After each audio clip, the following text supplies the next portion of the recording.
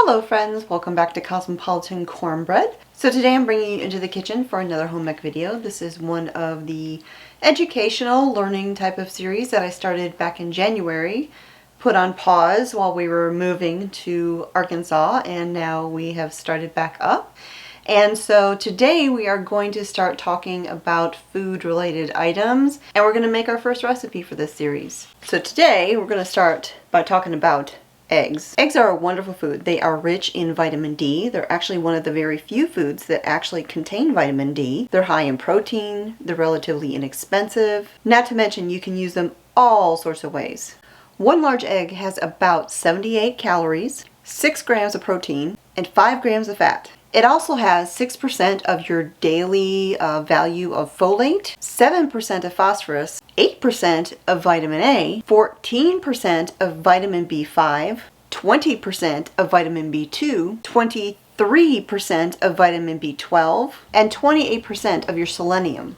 They also contain vitamin E, calcium, zinc, vitamin B6, and other trace minerals that are really important for your health. And if you can get your hands on some pastured eggs, those ones are even better. I have an article on my website where I talk all about pastured eggs and why I think they're so much better than all the other eggs. As a matter of fact, eggs are so healthy, some people even consider them a superfood. Eggs come in all sorts of colors and sizes, and usually those are dependent upon the breed of the chicken. Here we have brown egg layers, blue egg layers, white and green.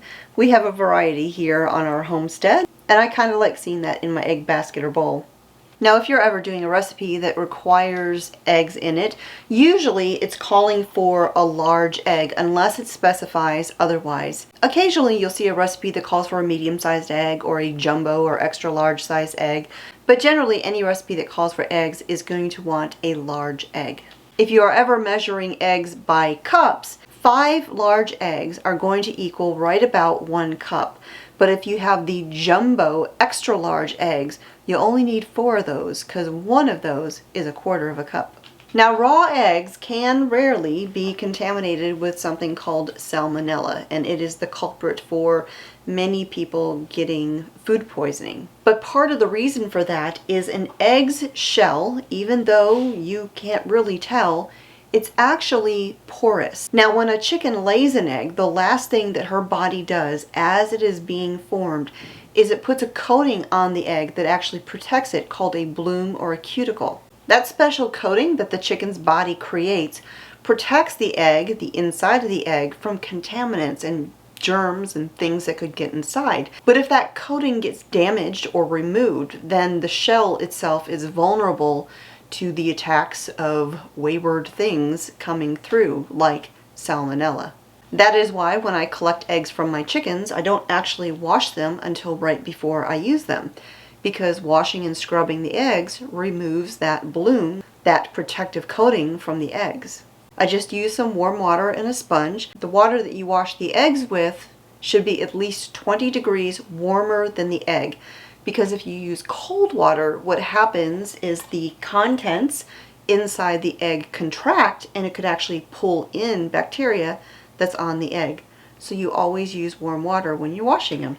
Now, eggs are incredibly versatile. They can be scrambled, poached, fried, hard-cooked, soft-cooked, baked into countless items like quiches, frittatas, or casseroles. Not to mention that eggs are often a vital ingredient for many other recipes, especially baked goods. Eggs can often act as a leavening agent, but that's something we will talk about in next week's lesson. So now I'm going to wash up some eggs, and then we're going to cook them and make them into a classic recipe.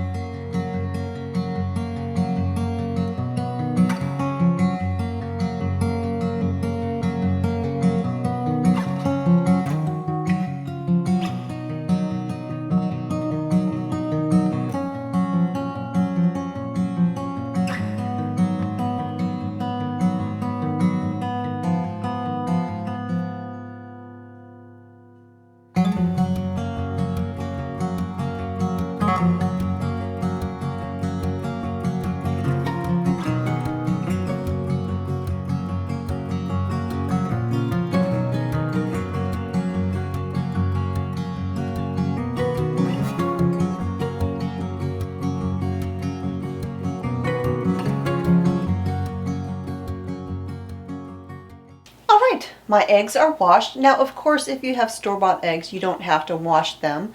They're already washed. But our eggs come from the yard, so I go ahead and wash them before I use them. Now, the recipe that we're going to make today is for deviled eggs.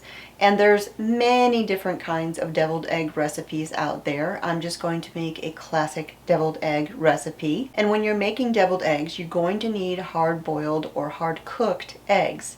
There's different ways of making hard-cooked eggs. You can do them in an oven. You can do them on your stove in a saucepan full of water. But even though they're often called hard-boiled eggs, you don't really boil them, because as soon as the water begins to boil, you turn it off, put a lid on, and you let the hot water cook the eggs through for a certain amount of time. If you actually boil the eggs and let them keep on boiling, what happens is they can overcook, they can get very tough and rubbery, and you'll often see a very dark line around the yolk that turns kind of a greenish gray color. It's very unappealing looking. But that is a sign of an overcooked egg.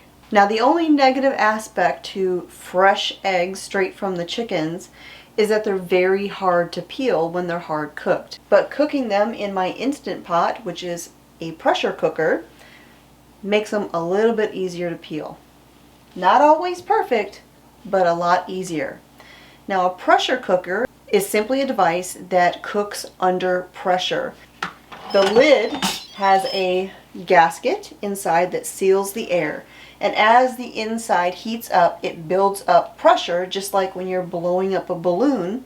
The air pressure causes the balloon to swell up.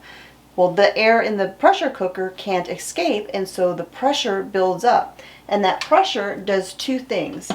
First, it keeps the liquid from boiling away. All of the liquid is trapped inside, so when you're cooking something, you don't need as much liquid. The other thing that it does is it elevates the heat. The contents inside a pressure cooker gets hotter than boiling, and so everything cooks faster. Now, inside my electric pressure cooker, I have a rack. We're going to use that today. And we're going to go ahead and we're going to set all of the eggs in there on that rack.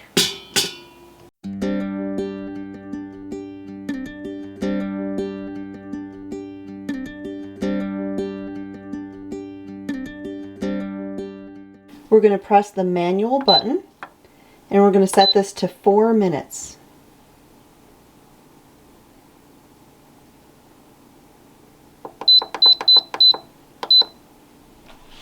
We're going to make sure the valve is closed, which it is, and then we're just going to wait for it to come to pressure. So now we're just going to wait for this to get heated up, and when it gets up to pressure and it's nice and hot and it begins cooking, the timer on the front of the Instant Pot will start counting down. This is generally how all electric pressure canners work. It doesn't matter what brand you have. Alright, now the pressure cooker has finished its 4-minute cycle, and we're going to allow the pressure to come down naturally. In the back of the Instant Pot here, there is a little metal piece that sticks up when it's under pressure, and as soon as the pressure has come back down to normal, it drops down, and then you can open the lid.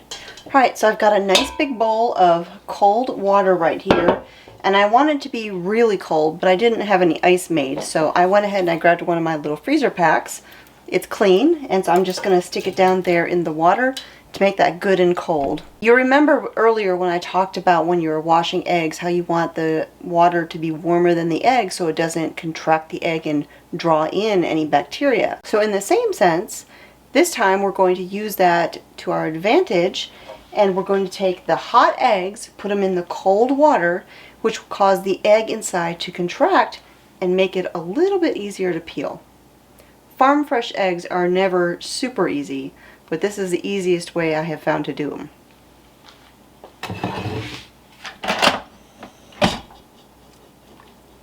Always turn your hot lid away from you so you don't burn yourself. Now these eggs are super hot, but my tongs have a curved surface in there, which makes it easy to grab them. We're just going to stick them straight into the cold water.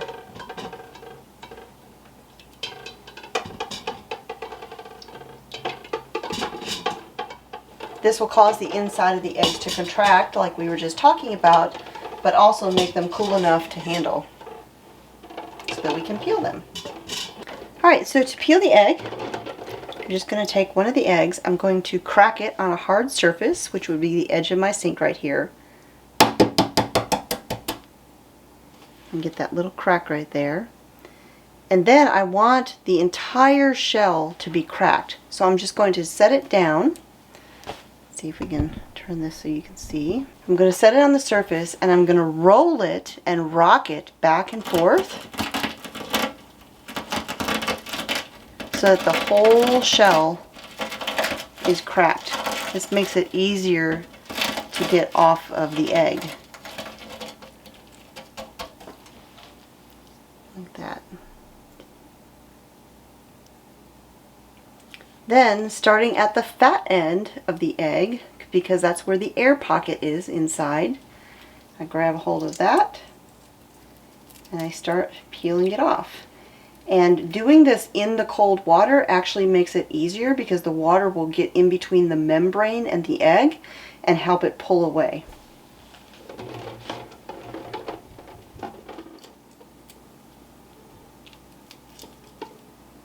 The more broken up your eggshell is, the easier it is to get it off of the egg without tearing little bits off of the egg.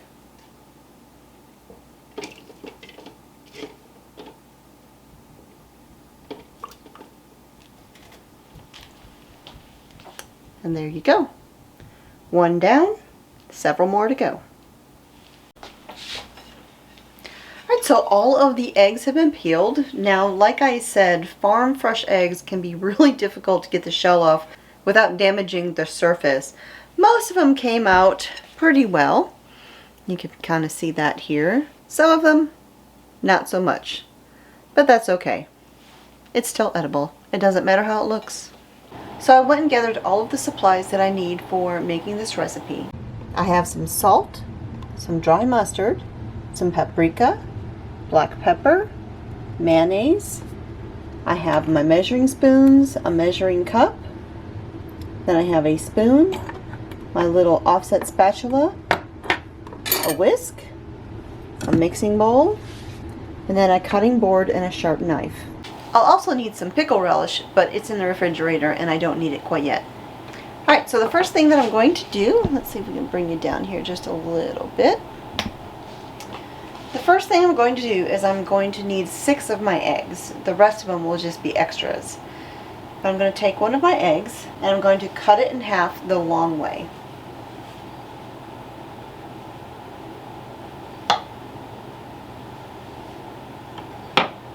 And inside you can see that nice pretty yolk that is fully cooked. Now to get the yolk out, you can take a spoon and you can scoop it out, or you can very carefully flip the egg over, give it a little push, and it'll pop right out. So I'm putting my egg yolks in my mixing bowl, and actually let me get another plate. We'll grab a plate to set our eggs on.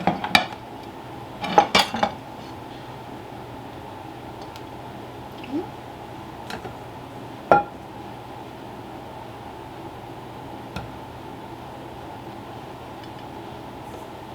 And we're going to do that with 6 eggs all together.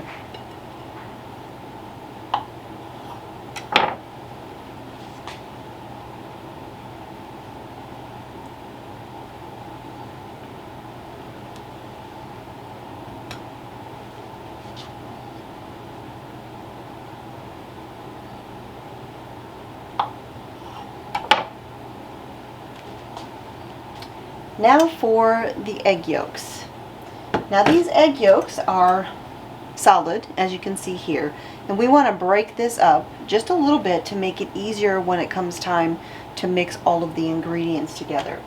So I'm just going to take my whisk. You could also use a fork for this, but I don't want to dirty a fork when I'm already going to dirty a whisk, and the whisk will do the same thing. So I'm just going to take my whisk here, and I'm just going to kind of smash the eggs just a little bit, just to kind of break them up some.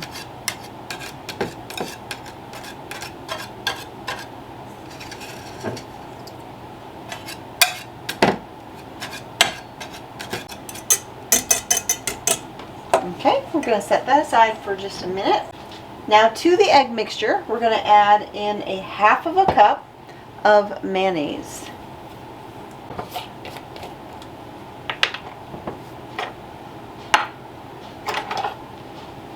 Now to measure my mayonnaise, I can't fit my measuring cup into the jar, and so I'm just going to take my spoon here and spoon it out into my measuring cup.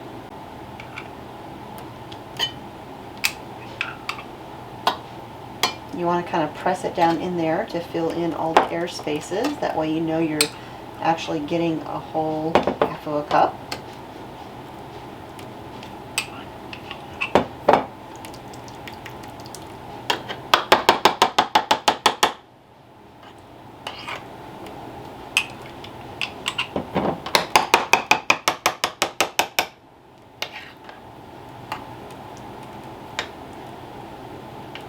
Now if I was measuring dry ingredients like flour, I would take this measuring cup and I would take my offset spatula and I would scrape it across the top to get it perfectly level. However, something like deviled eggs, it doesn't have to be super precise, and so just kind of smoothing it along the top with your spoon and getting it pretty darn close will work just fine. So we're going to add the mayonnaise to our egg yolks in the mixing bowl.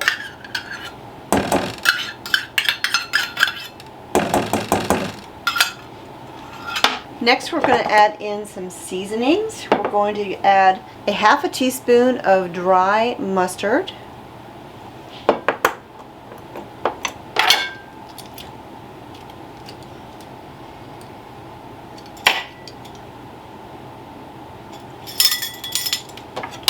and for this, I'll go ahead and use my offset spatula.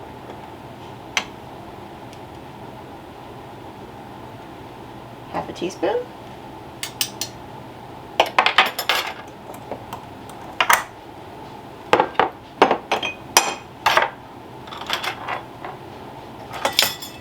We're going to add a quarter of a teaspoon of sea salt.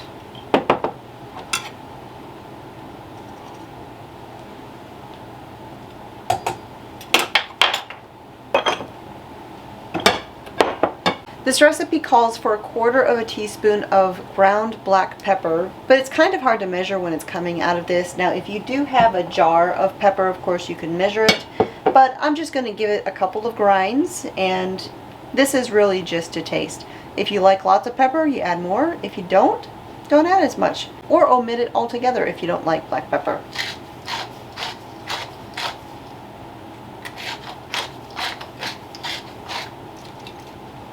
Those are the main ingredients of the filling for the deviled eggs.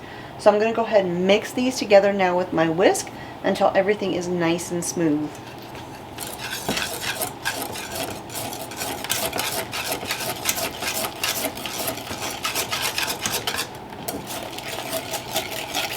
So that is a basic filling for deviled eggs, and you can add all sorts of fun things to this. You could add in some minced jalapeno peppers, you could add some black olives. I'm going to add in a little bit of dill pickle relish. I'm just going to add in about a tablespoon. This isn't a measuring tablespoon, but that's okay. Things like this don't have to be measured perfectly. Alright, so we'll stir that in.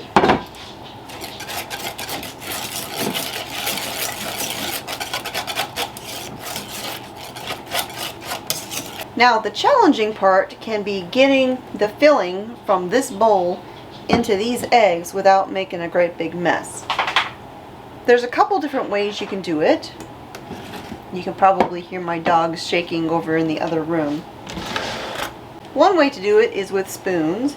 You would scoop out a little bit and use the other spoon to push it into the egg. But I have a way that's a little bit easier. I'm going to take a Ziploc bag, open it up, and I'm going to fold the edges over just a little bit, kind of like that. Open it up. I'm going to take my egg mixture and I'm going to scoop it into the bag.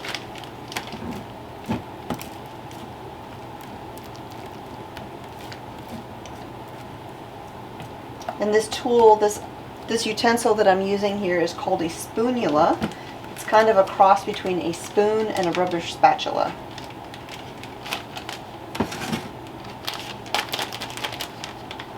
I'm just going to kind of scoop that in there.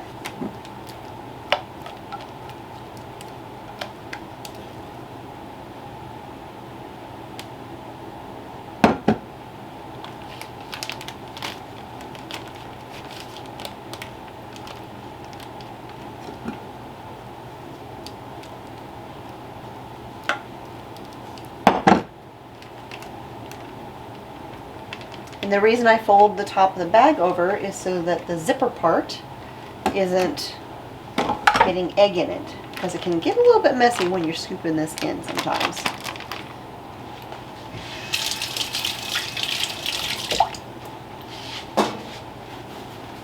Alright, so now I'm going to take my egg mixture. Alright, so I'm going to take the bag, fold the ends back up, kind of give it a little shake to tap all the egg mixture down in there. I'm going to seal the bag almost all of the way, squeeze out the air, and then seal it the rest of the way. So now I've got a bag full of egg. I'm going to take a pair of scissors and I'm going to cut off the very tip of the bag, just a little bit, like that.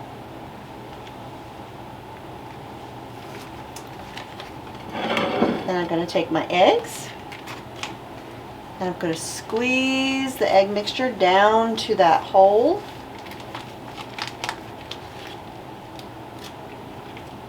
And we're going to squeeze it into the eggs, just like that.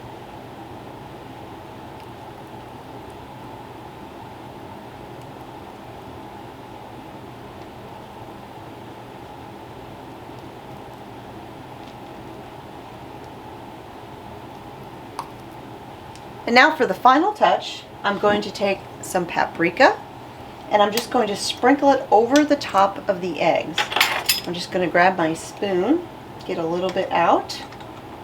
This isn't something you really measure, you just do it kind of a pinch at a time. So I'm just going to take my fingers, grab a little bit of that paprika, and just sprinkle it over the top of the eggs.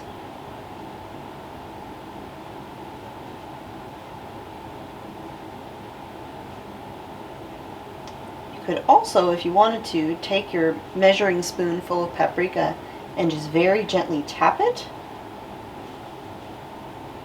and shake it out that way.